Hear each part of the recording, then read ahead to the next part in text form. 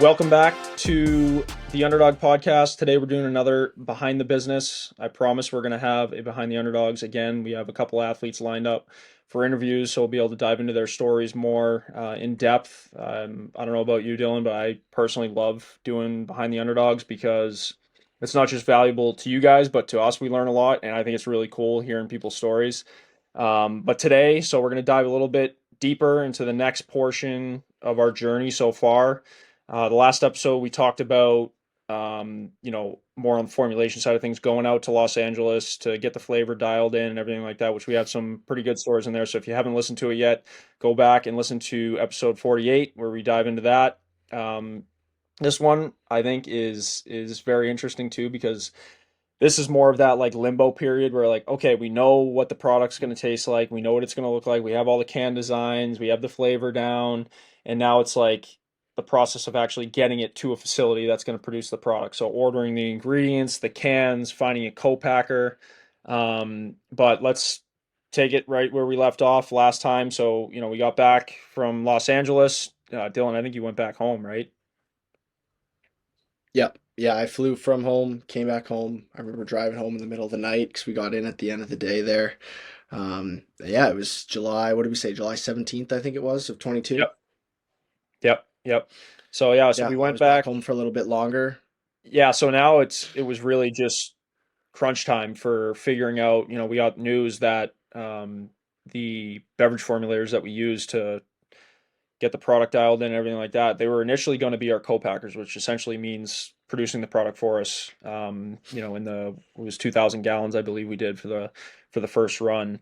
And they told us that they were closing that portion of the company. So we were like in scramble mode. Once again, we had to try to find somebody in a pinch because we wanted, at that point in time, we still wanted to get it done that summer and release the strawberry lemonade in the summer. But I think we were quickly realizing that, hey, like that might not happen this go around. So we basically started cold calling co-packers in the Northeast because initially it was going to be out in Los Angeles, which we were like, all right, we might as well, if we're going to do this somewhere else, we might as well have it in the Northeast or somewhere on the East Coast so we can make it more feasible from a shipping standpoint. So it's not as, um, you know, costly as shipping it from the West Coast.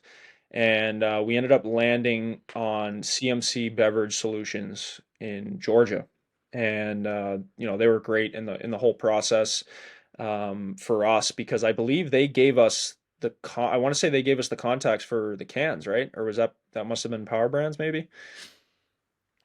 I'm pretty sure Lagersmith, like the contact for our first cans, came from Power Brands because I think we had reached out to them before because Mark was the one who recommended us originally with DigiCans and how well the digitally printed cans had turned out. I remember him showing us down on the production day, which we'll get into in another episode. I remember him showing us another company that they were producing that worked with DigiCans, and we're like, wow, okay, for round two, like that's what we're gonna do. So I believe Right. Lagersmith, the recommendation for them for our sleeved cans for the first one, came from Power Brands. And yeah, just to touch on like the cold calls, I remember reaching out to, Maker's Nutrition. Hell, we still get calls from them because we had reached out to them about possibly producing it, and if they could do cans and fill them for us. And even Wild Pack was one that we had reached out to very originally, and now obviously we've had meetings with them since. But yeah, I remember just going back and forth, like trying to figure out. Even before we went out to LA, we had started reaching out to other potential co-packers before we really found out, the whole fiasco with Power Brands and them selling that side of their business. But yeah, I think we got pretty fortunate with stumbling across with Mark. Um, because he was much more than just our point of contact for CMC. Like he really became a bit of a mentor for us, and we stayed in Yeah. touch with him. And he was awesome with us, and kind of really getting our feet wet with how this works, how the production process works, ordering ingredients, everything like that. He really walked us through. He was awesome. So Yeah. that made a big difference for us as we kind of started this process of like, okay, this is becoming a real thing here. Yeah. Yeah. We learned that early on, and I think we're leveraging that even more now of building our network. Like in the beginning, you don't know anything.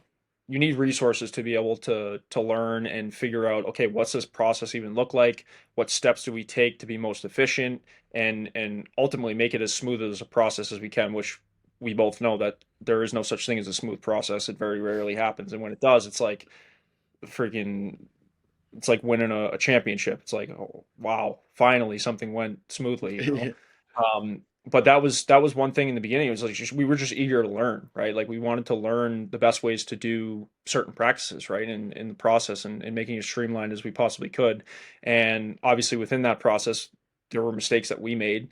First and foremost, I think the can design, we were working with a freelance designer on our first cans, and I think there were a bunch of different things that everybody sees a can design, right? And they're like, oh wow, like that looks cool, but there's so much that goes into it in terms of, I mean, you can touch it more on the ingredient side of things and talk about alpha size and like the what do you call it, the steps on the label in terms of how they need to be organized and all that kind of stuff. But in terms of the can design, like we had trademarked ingredients that we were using that we actually had to communicate with that company for how we can actually promote that ingredient, how it needs to be listed on the can. Like alpha size is a perfect example. Like there's certain trademark rights that they have that they require us. Very similar to Informed Sport, I think, in terms of what you can use Mhm. in marketing materials and on your can and all that kind of stuff.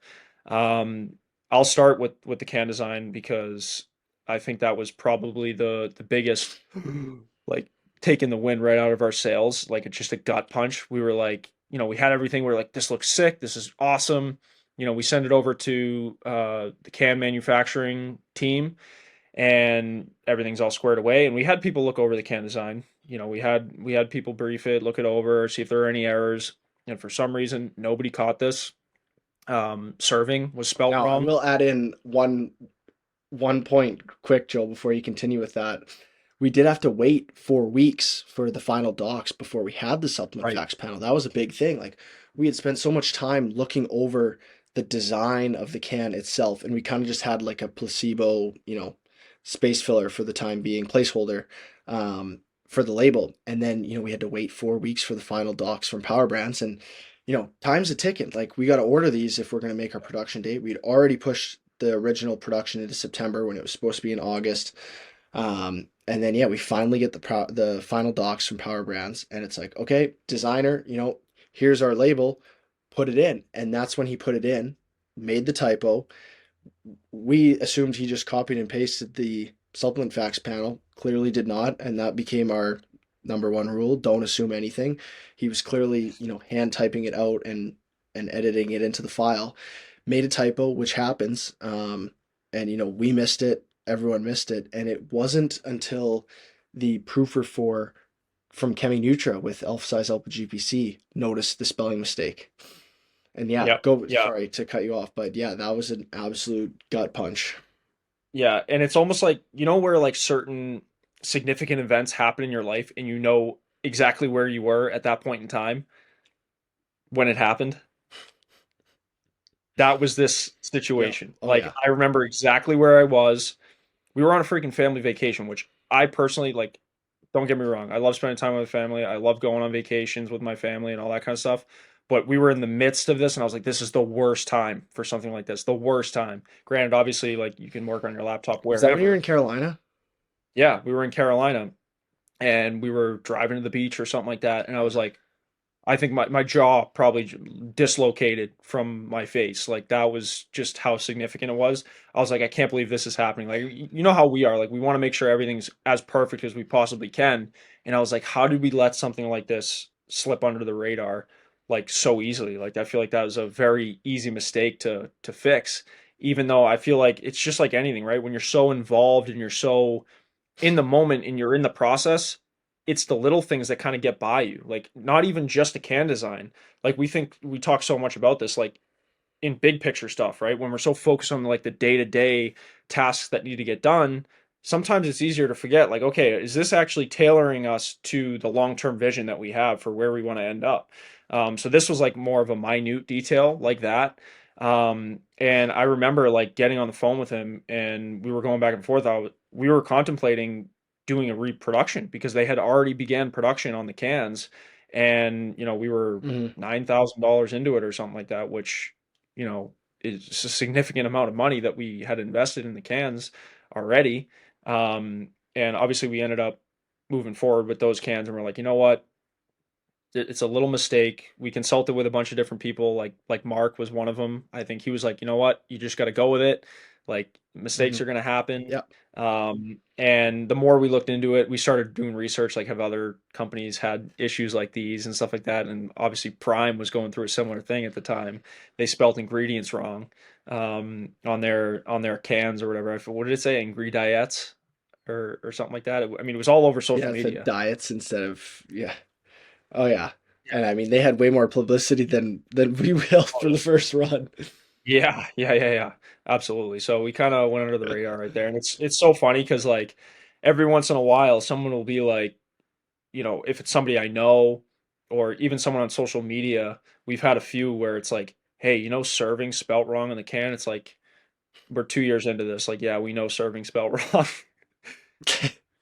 That became like the running joke of like we couldn't wait to get through that first run, like the inventory, Yeah, and we're almost there. Like we're almost through all the inventory from that initial run, but it was like just get this out of here. I don't want anything to do with it. That was when we had the sleeved cans. Now we've moved away from that. Like we just wanted those cans gone so bad, and yeah, here we are. We're almost there. But my God, yeah, that was I. Like you say, you remember where you are. And at that point, I was already back um, in Long Island for that summer class and training, living at the hockey house. And I used to always, when I would call my dad or talk to mom on the phone or whatever, the house was always full. So I would just go for a walk. There was a like local baseball diamond right down the street, and I always used to walk down. I'd either sit in the stands or sit in the dugout and just BS. And I remember calling my dad and sitting in the dugout, and I was like, "Oh, Dad, like, it's all going to shit. Like, this is our first big mistake." And I remember telling him that I'm like, "This is an $8,000 mistake, $9,000 mistake." And I remember calling him back later when we had decided that we were gonna run with it. I remember telling him that, and he's like, "That's what you got to do. Like, you live and you learn. Shit happens." And hindsight, yes, you could have read it another time and maybe you would have caught it, but you can't change it now. And he just agreed that in the big picture, it's a pretty small mistake, but at the time, that was like a death blow. yeah, absolutely. And then obviously at that time too, like we're in the process of ordering ingredients and everything like that. And once again, everybody just sees a can, they see a final product and they're like, oh, it can't be that hard, right? But it's all these communications that you have to have with each individual company. Every ingredient is basically a different company that you have to work with. And obviously, you're working on deadlines, you're working within a timeline. You need to get the ingredients to the co-packing facility by a certain date, or you lose your run date. So, like, you're in a pinch for all this kind of stuff. Um, and obviously it's not just the the ingredients you got to order, like you said, you got to wait for the final documents, you got to make sure you have the right amounts that you're ordering and all that kind of stuff, which I'll let you dive into this now because this is where we kind of had that whole alpha size fiasco of, okay, how much are we actually ordering, what is it 50p, is it 100p, all that kind of stuff. And yeah, try to explain it a little bit too, because obviously even for us we were like, what, like this doesn't even make this doesn't really make sense in the beginning, but obviously we made sense of it as we moved on. Yeah, I mean, again, that was another thing that was just totally new with us. And part of the kicker too is we were on a time crunch with everything. Like, I mean, we were racing against the clock this whole time. And yeah, that 4 week period of just waiting for the final documents, because so I guess to expand on the final documents, that includes our supplement facts panel or nutrition facts panel, if that's what you decide to use, and your batching instructions, so basically your recipe, and then all your ingredients and their amounts per 1,000 gallons. So, and they can be sized for however big your run size is, but that shows how much mass of each ingredient you need for your run. Like it's the master sheet. And, we were obviously under the impression that as soon as we got back from LA and finalized it, it's like, all right, that's it. 3 days we'll have all this. And then we're told, there's a 4 to 5 week. I think it ended up taking about 5 or 6 weeks for us to finally get our final documents. Yeah. And, now we're into the middle of August and we're trying to produce, we ended up producing 6 weeks later, which is pretty unheard of. Like that's absurd that we ended up pulling it off anyways. I mean, CMC ended up doing a weekend production on a Saturday for us to just to make it work because at that point Yep. school had already started, but we'll get into that. Yep. But it was just crazy that we made all this work. But yeah, and then we received this email and it's like, holy shit, like this is it. Now we got to order all these ingredients ourselves. We're doing the math. Okay, it's sized out for 1,000 gallons. We're doing a 2,000 gallon run. All these companies wanted it in kgs. We need to make sure that we convert from pounds to kgs correctly. Like it's all just us, on our calculators, making sure that this is all done right in a spreadsheet, placing POs. I mean, it was our first, but to get to the long and short of the alpha size story. So alpha GPC, we use the patented form produced by Cheminutra, their patented form of alpha size, alpha GPC. And there's essentially two different types. There's 50p, which yields when it's ingested. 50% of it is bioavailable. So if you have 600 milligrams, 300 milligrams of alpha GPC is bioavailable. And they do have an ultra pure one of 100p, so therefore it's 100% bioavailable. And it was just more feasible and made more sense for us to use the 50p, and that's what I was always familiar with too. I had never heard of 100p; it was relatively new.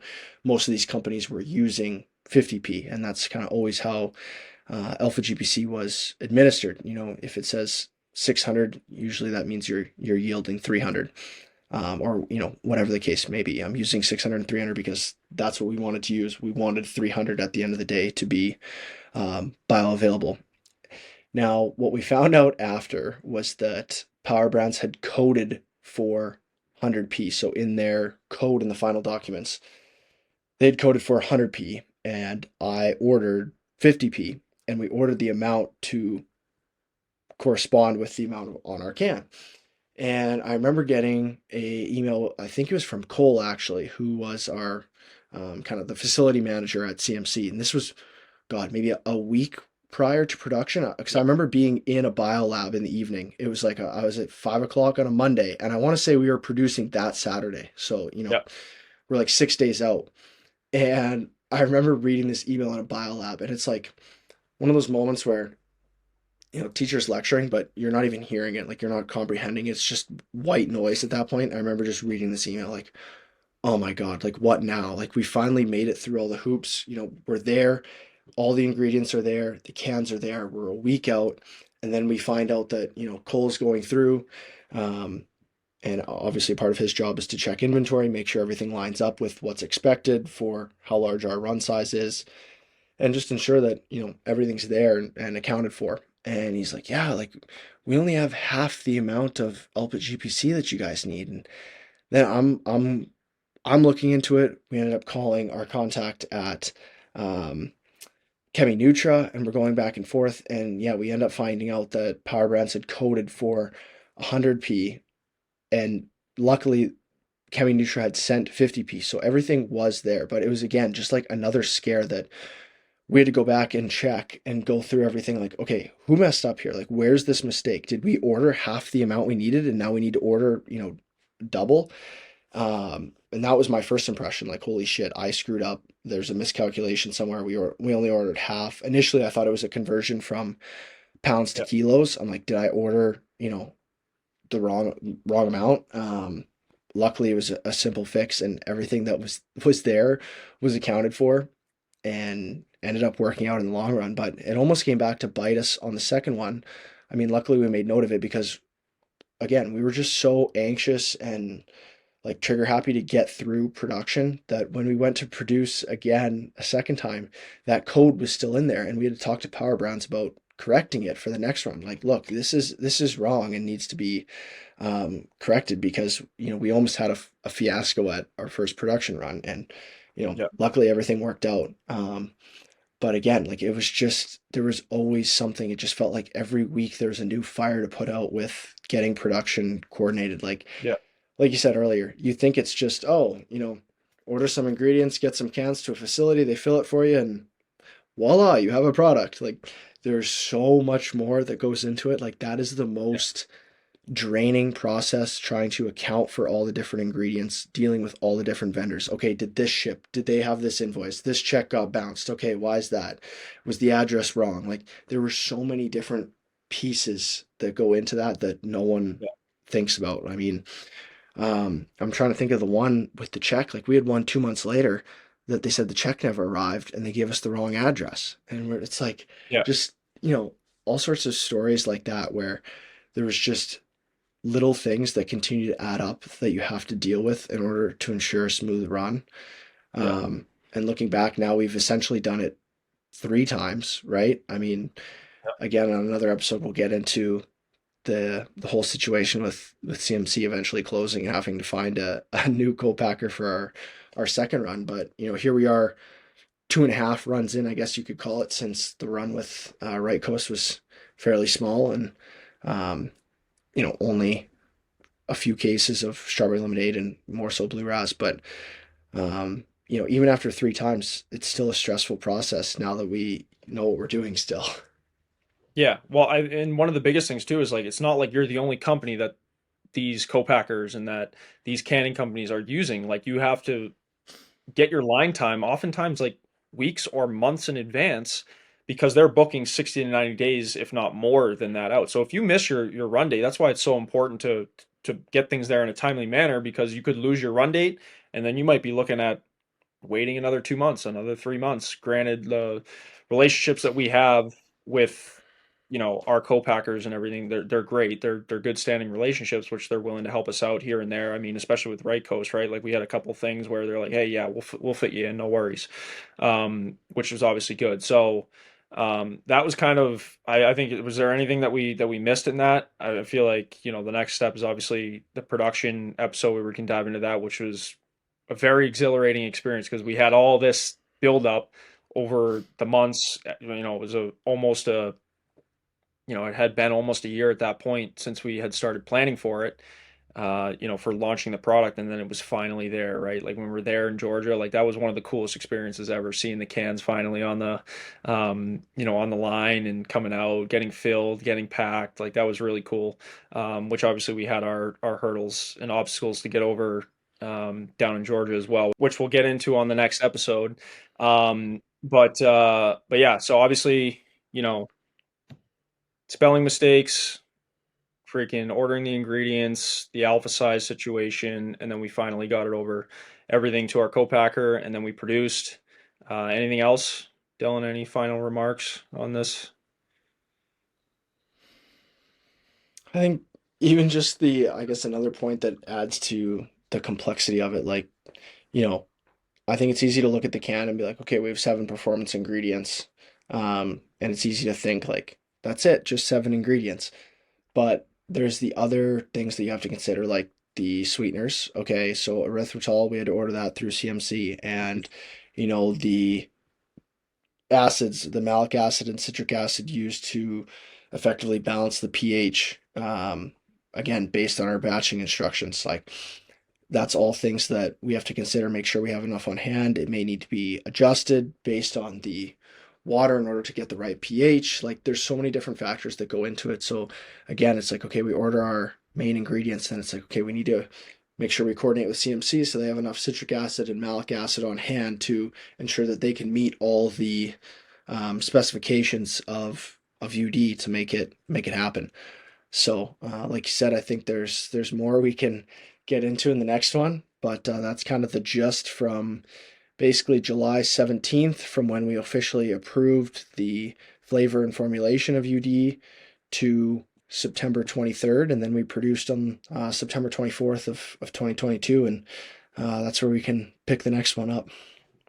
Yep. Yeah. So keep following along on this journey. We're literally going to take it chunk by chunk, as we've moved along in the process, and then obviously be on the lookout too for our next interview with an athlete. We got a good one coming up.